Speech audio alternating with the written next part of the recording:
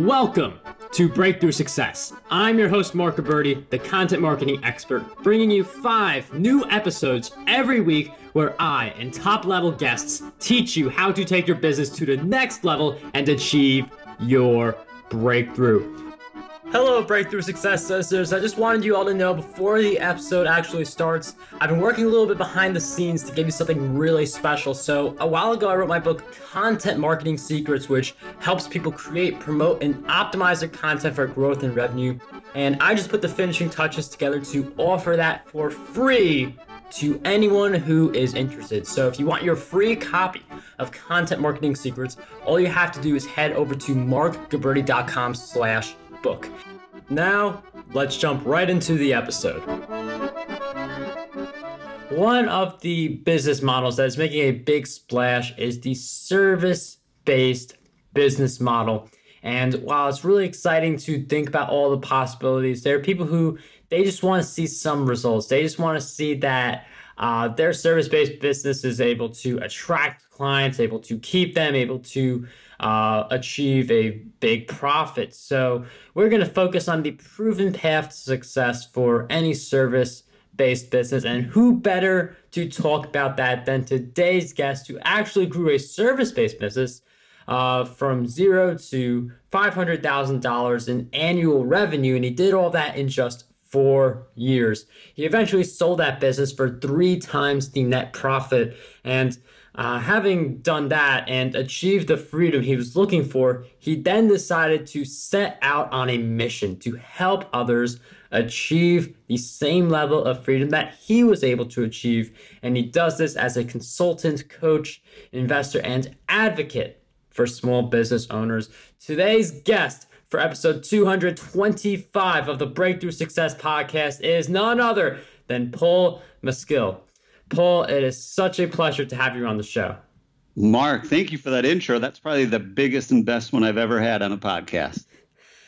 Paul, thank you for being on the show. And I mean, you have had a bunch of really good accomplishments. I mean, the amount of growth you're able to achieve for your service-based business, which you eventually decided to sell that one, is really incredible, which is why we need to be talking about that on this show right now. So before we do that, though, I'd like to get some background. So I'm wondering if you could share with us why you decided to focus on service-based businesses, because there's a lot of different models to choose from. Yeah, so I really like service-based businesses, one, because it deals with a lot of people. I tried my hand at e-commerce, and I was making sales and selling on Amazon and selling on Shopify, but there wasn't that excitement factor that you can actually connect with customers on a day-to-day basis, in person. And what I realized in the service-based world is there's a ton of people who provide really good services, but they're not that great at actually running the business. They usually started the business because either they're good at it or out of necessity, or they had a passion for it, so they started doing it. Whatever the service is. Right now, I'm involved in a dog walking company and a landscaping company. Both of those companies were originally started by people who loved walking dogs and people who loved landscaping. So they said, what better way to start my own business than do what I love? And my father actually did the same thing. He's been doing hardwood floors for 40 some years now. And he's great at it. He loves it.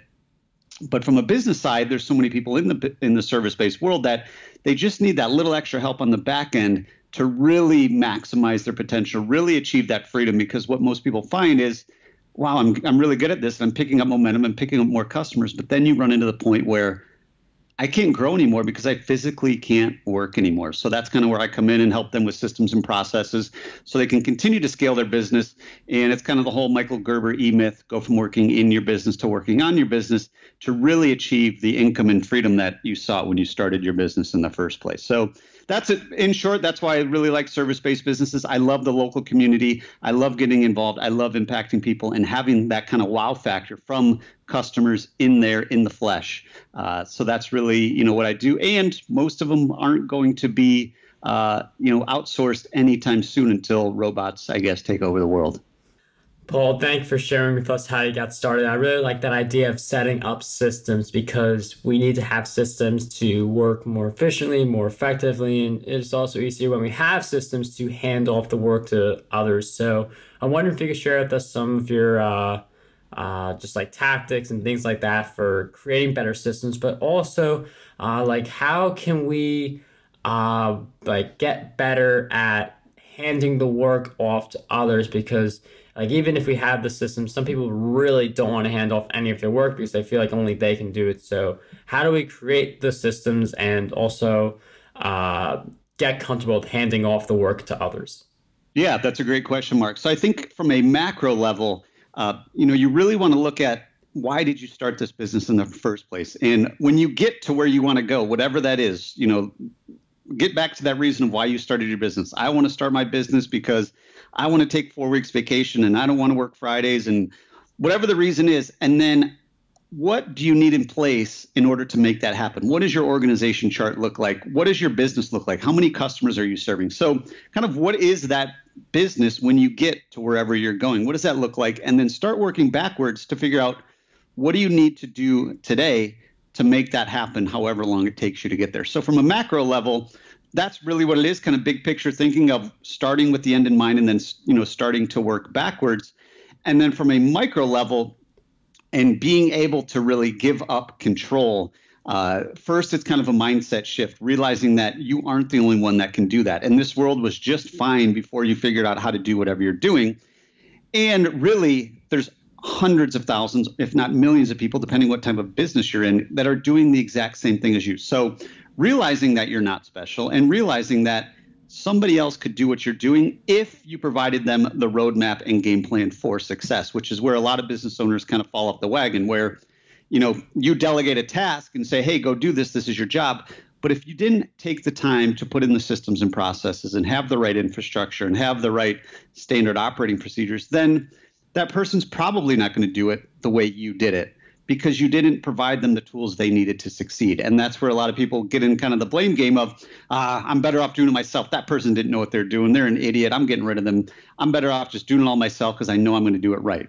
And there really is no doing it right. They just happen to be doing it their way and you're doing it your way. So, the saying there's 1,000 ways to skin a cat holds true with this as well until you give them the recipe for success. And from a really micro level of getting into the weeds and how you do it, first, you really need to start doing everything in a systematic way. Start shifting your mindset of how can I do this in a way that somebody else could do it as well? So first kind of doing it in a systematic way. So kind of perfecting that process because we all have processes every day. It's just we might not have documented them, which is the second step of eventually delegating. So documenting how these things are done. Whatever the task is, whether it takes 10 minutes or 10 hours, documenting how it's done, whether that's typing up step-by-step standard operating procedures.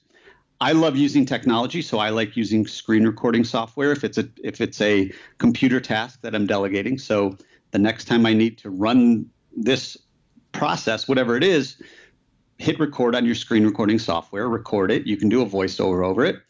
And then right there, you have the exact recipe for everybody else to do it the way you did it because they can hit play, they can pause, they can rewind, they can learn at their own pace, and then they can ask you questions if they need help. But it's a lot better than kind of the old days before technology of sitting next to somebody and showing them stuff for 8 to 10 hours a day and then hoping they retained it all because they're not going to. And then they're going to call you the next day. Hey, man, I know we went over this, but I totally forgot how to do it. Do you have some time for questions?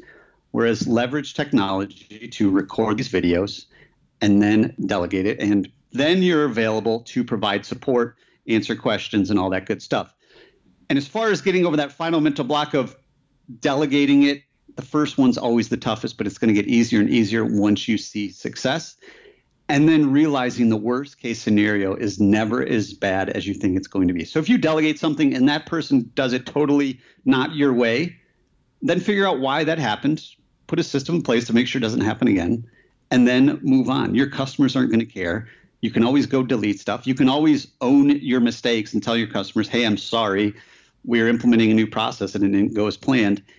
And then you've just built up even more credibility with your customers because it shows that you care and you're reaching out to them, apologizing, and owning your problem. So it's really first a mindset shift and then actually, physically doing it.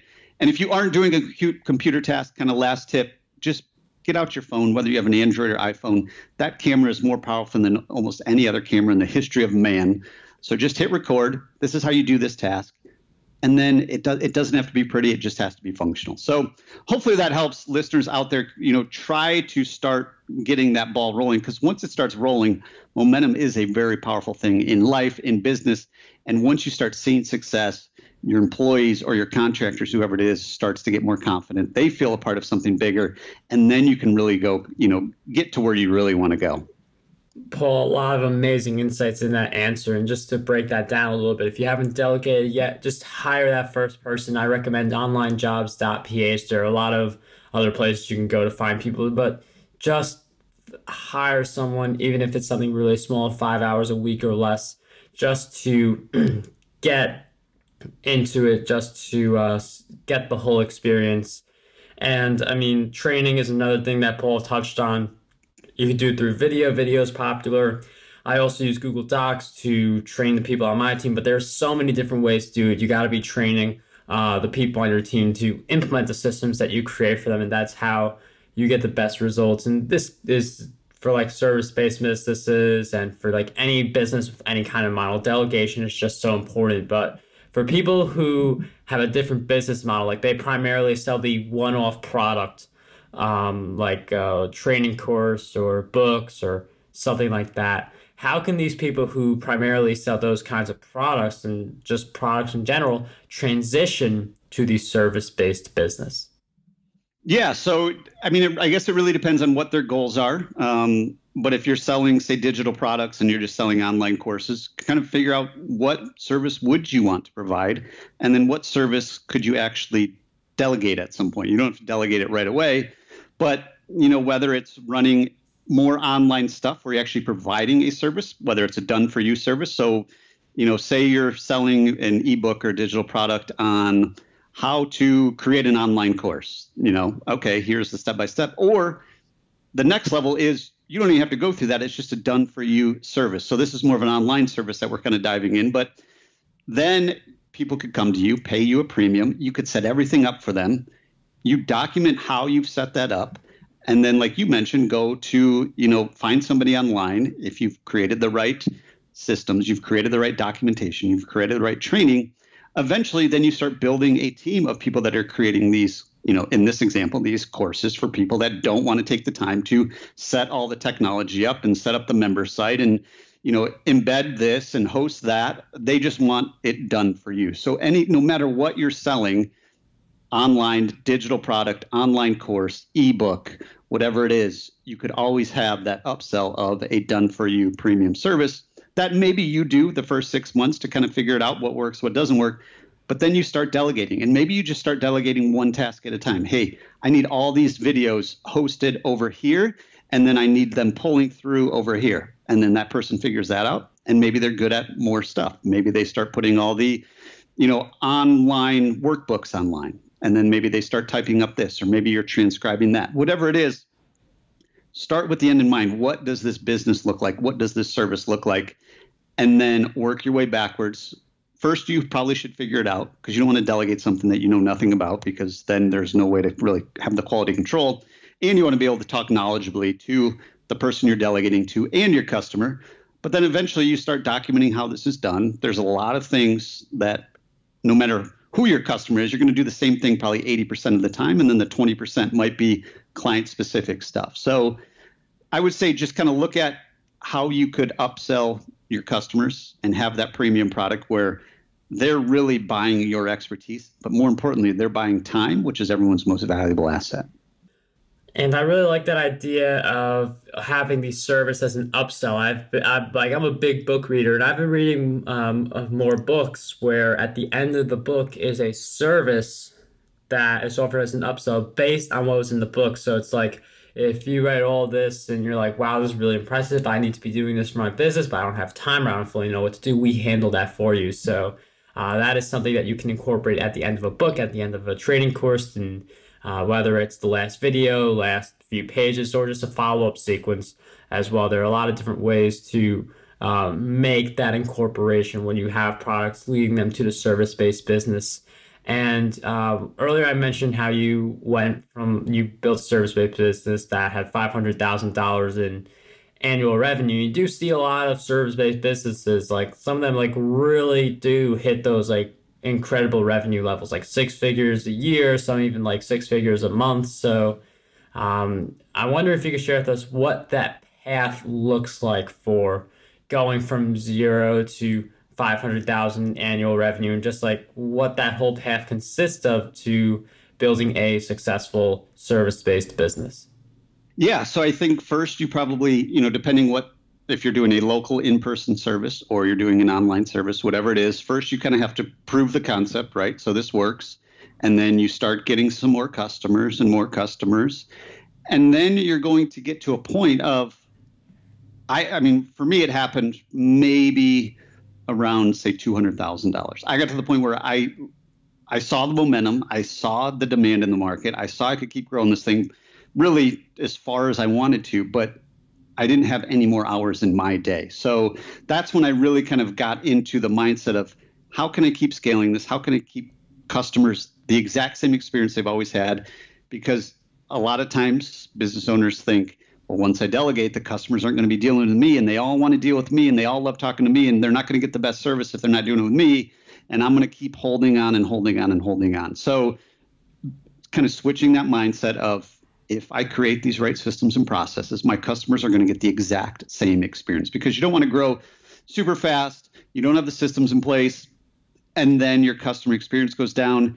With the power of online reviews and Facebook and Yelp and Google and word of mouth and everything else, customer experience is number one. So you always want to put the customers first and have the infrastructure, have the people to make sure you maintain that level of, customer experience. Because at the end of the day, no matter what you're selling, like we said before, there's millions of other people selling it. So what you're selling is a commodity. How you actually deliver that service that's kind of your special sauce. So as you continue to go, then it's, for me, it was, like I said, right around the $200,000 mark. I want to continue growing this, but I don't really have any more hours in the day because I'm doing everything. So kind of starting to document everything I do, and then starting to put those videos and training things in place. And then, like you mentioned, just delegating. Hey, first I just want to free up an hour a day, and then I want to free up 2, and then 4, and then 8. And then eventually you get to the point where you can just continue to grow your business because you have all the people in place. The people are delivering just as if you would deliver because they're following your game plan. And then really, the expectations, and there really is no limit on as far as you want to go until you reach that point of there are no more customers in the market. If you ever reach that point, then it's really, how can I do more for my current customers? So like we said before, do you have any additional done for you services? Can you add complementary services? So as far as the journey, unless someone's getting funding and getting a lot of money, you're probably going to be bootstrapping it and doing everything yourself, especially in the service-based world. So then how do you get out of providing the service to eventually have people providing the service? That's really where the systems and processes come in, and taking the time to do it right so that you then have the time to support your employees, because your employees are the most important people, since they're delivering to your second most important people, which is your customers. Because without a good employee, the customers probably aren't going to get a good experience. They're not going to come back. They're probably going to tell the world that you suck.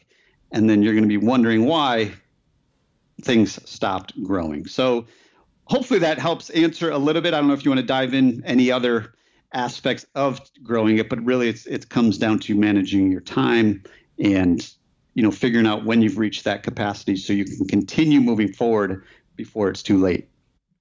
And I mean, there's just so much great insights there, with the focus again on being the systems that you create for the long-term growth, while short-term is definitely you doing a lot more of the work on your own. And one of the things that I do want to touch upon is that obviously not all service-based businesses are making the $500,000 in annual revenue, or the 6 figures, or the 7 figures.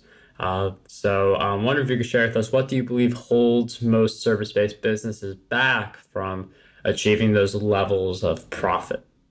I would probably say mindset. I think a lot of times, no matter where we're at in the world, whether it's online or local, we sometimes get into, we assume what's wrong with our business. So I'm not growing as much. Maybe it must be my pricing. People think I'm too expensive. So then we start competing on price, and it's a race to the bottom. You never want to compete on price. You want to compete on value, perceived value, and what you're actually delivering, because people will pay a premium if they see the value. The people that are racing to the bottom, you don't want those customers anyway. So I see a lot of people just assume it's price, which then, like we said, it's just customer turnover, customer turnover, customer turnover. You want to know that whatever you charge, people are getting a great deal because you're going to deliver on that premium price. So I would say that's one thing that's definitely holding people back. But then number two, I think it really is that mentality and that mindset of getting over the idea that nobody else can do whatever you're doing. If they can do it as 80% as well as you can, you should be delegating it ASAP. So, one easy exercise is just writing down everything that you do and then asking yourself, could somebody else do this if I gave them the right training, right support, right infrastructure?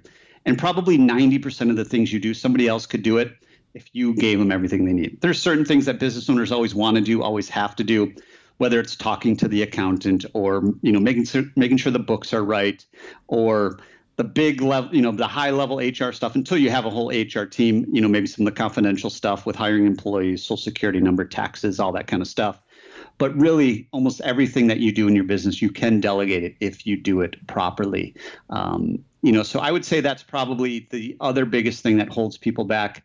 And then I would say thirdly, to go into one more, is maybe just a lack of understanding the difference between marketing and sales, especially in the online world. I talk to way too many people that say Facebook ads don't work, Instagram ads don't work. I spent $200 and nobody bought my stuff.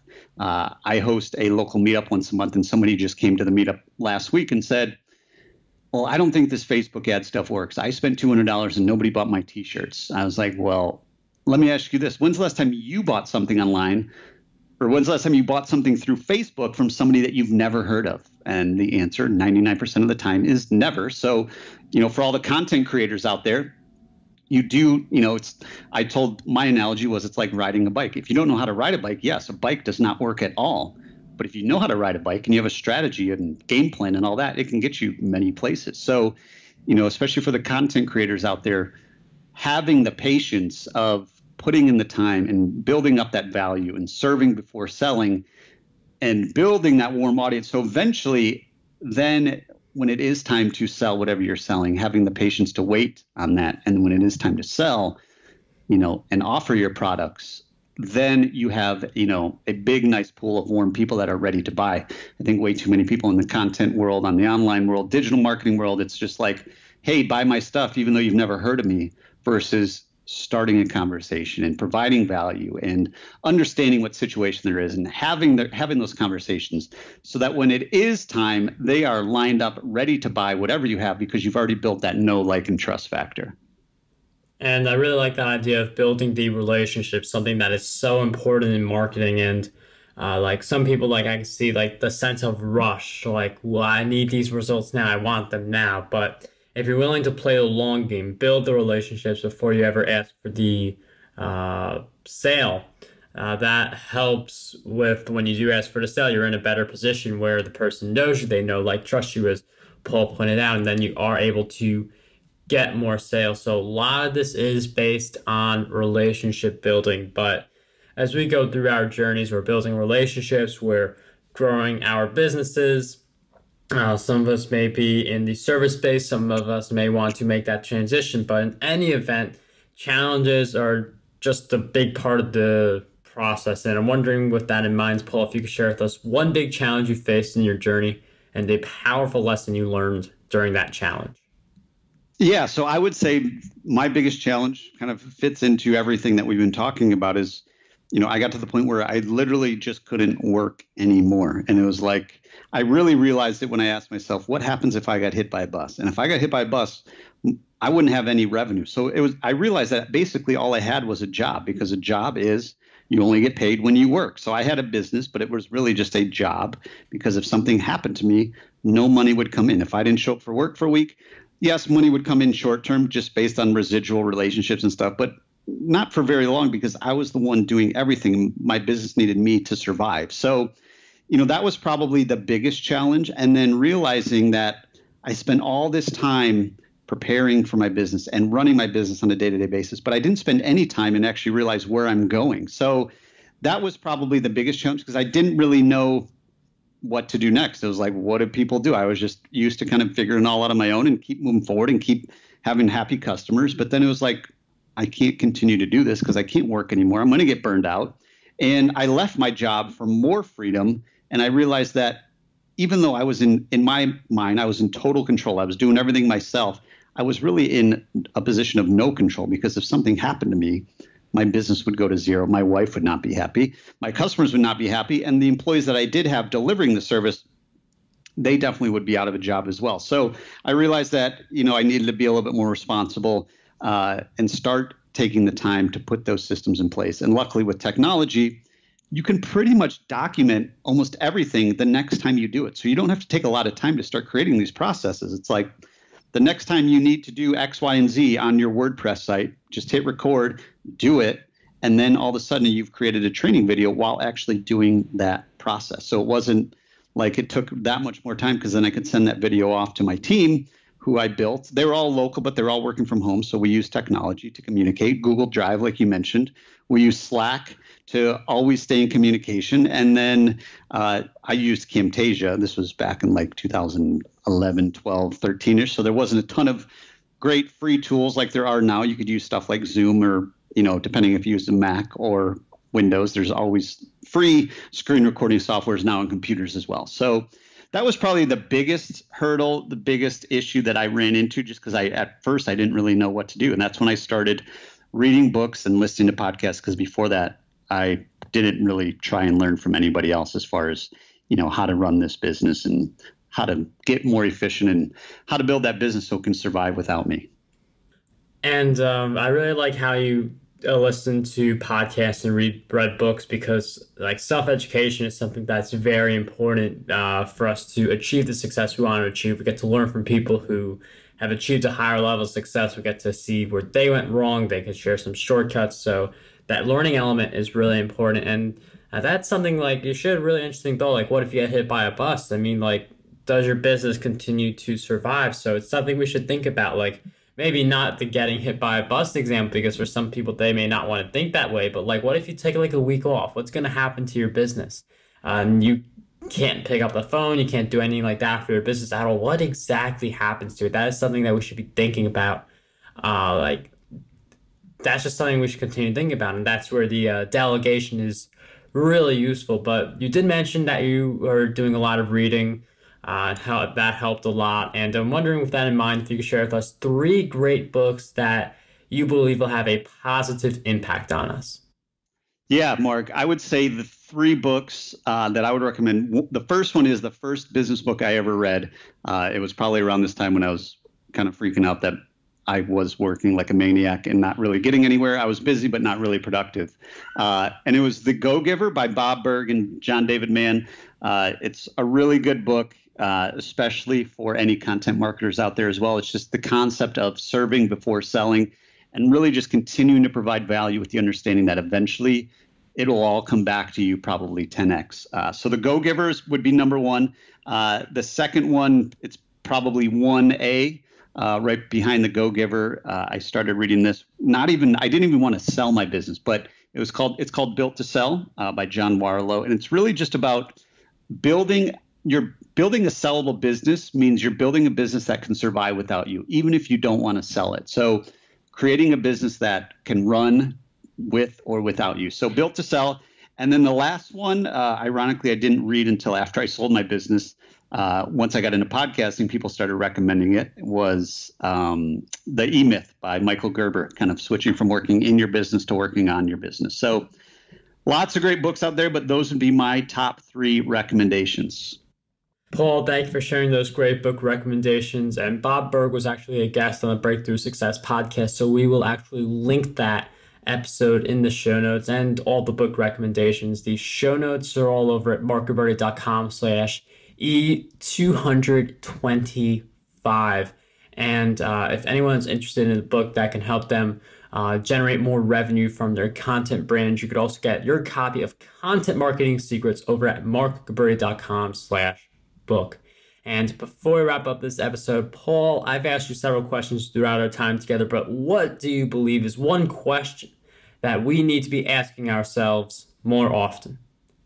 That is a great question, Mark. I really enjoyed our conversation. I would say the one question that we all should ask ourselves on a daily basis, and this is like one of the first things whenever I'm working with a new client or a new business is whenever something happens in your business that you don't want to happen, ask yourself, what can I do or what can I put in place to make sure this never happens again? And that's how you're going to start building systems and processes. So if if you're a content marketer and whatever happened, someone hacked your WordPress site and everything went to crap and you're like, what do I do? How can I make sure this never happens again? Well, you probably should, one, have a better security system, but two, always back up your website on a regular basis. Have something that's always backing it up because it's inevitable. Someone's going to hack your website. So that's a really basic example, but always be asking yourself, what can I do to make sure this never happens again? Because things happen in our business every day that we never want to happen again. But a lot of times as business owners, we just figure it out, solve it for that time, but then it's going to come up again later if we don't put a system in place to make sure it never happens again. Paul, thank you for sharing with us that question, all of your great insights throughout our time together. If you guys want to learn more about Paul, he actually has a Freedom Mastermind that you can apply to. That is at bizfreedomformula.com. So if you're ready to achieve the freedom and income you've sought ever since you've started your business, definitely apply to join that Freedom Mastermind because Paul has a lot of rockstar business owners who are in that group and they will help you grow, and Paul will help you grow in that mastermind as well. So that link again, bizfreedomformula.com, will be in the show notes. But Paul, I can't thank you enough for sharing all of your great insights with us today. It was such a pleasure to have you on Breakthrough Success. Yeah, thank you so much, Mark. Really enjoyed it, and I really appreciate you having me on the show. How does over 100 retweets per day sound to you? My free ebook, 27 Ways to Get More Retweets on Twitter, has you covered. I use the methods within this ebook to get over 10,000 retweets every single quarter. To learn